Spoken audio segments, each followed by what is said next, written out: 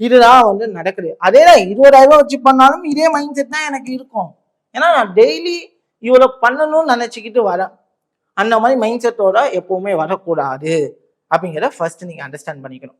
நான் வந்துட்டு எப்பவுமே நான் ஒரு கேபிட்டல் வச்சுனேன்னா அதுல நான் எவ்வளவு ப்ராஃபிட் எய்ம் பண்ணணும் அப்படின்னு பாத்தீங்கன்னா, ஃபார் எக்ஸாம்பிள் ஒரு 1 lakh கேபிட்டல் இருந்துச்சு அப்படின்னா என்னோட மைண்ட்ல படணும், இந்த 1 lakh லாஸ் ஆயிடுச்சுன்னா என் கேபிட்டல் இல்ல, இந்த 1 lakh லாஸ் பண்ணக்கூடாது, என்னோட கேபிட்டல லூஸ் பண்ணக்கூடாது.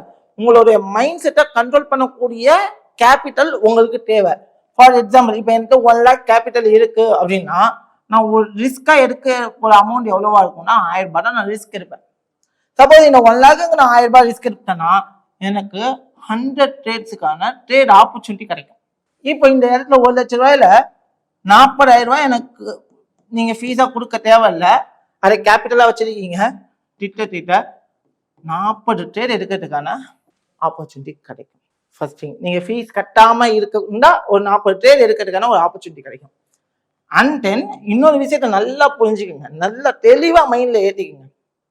என்னன்னா இப்ப எனக்கு 100 ட்ரேட் ஆப்பர்ச்சுனிட்டி கிடைக்கும்னா உங்களோட வின்னிங் அக்யூரசி 40% இருக்கட்டும் அப்படின்னு வச்சுக்கோங்க. நம்ம வின்னிங் அக்யூரசி புரியல அப்படின்னா நீங்க ஒரு 10 ட்ரேட்ஸ் எடுக்கிறீங்கன்னா அந்த 10 ட்ரேட்ஸ்ல 4 ட்ரேட் மட்டும் தான் வின் பண்றீங்க, பாக்கி 6 ட்ரேட் லாஸ் பண்றீங்க.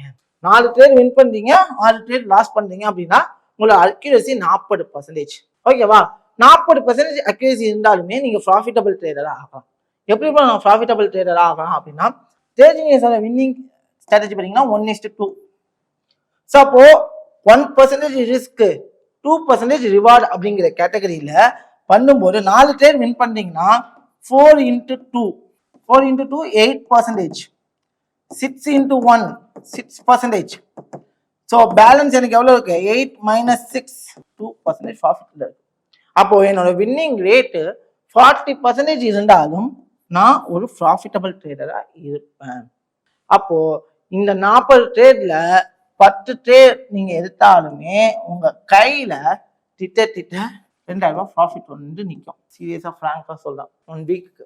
அப்போ எனக்கு மாசம் எவ்வளவு ரிட்டர்ன்ஸ் இருந்தா ஐ எம் வெரி ஹாப்பி அப்படிங்கிறத நீங்களே டிசைட் பண்ணணும். ஒரு ட்ரேட்ல எவ்வளவு லாஸ் பண்ண போறோங்கிறதோ நீங்க தான் டிசைட் பண்ணணும். ஒரு மாசத்துல எனக்கு எவ்வளவு ப்ராஃபிட் வந்து நிக்கணும் அப்படிங்கறத நீங்க தான் டிசைட் பண்ணணும். வித் இந்த டேல நான் எவ்வளவு ப்ராஃபிட் பண்ணணுங்கிறத யோசிக்கணும்.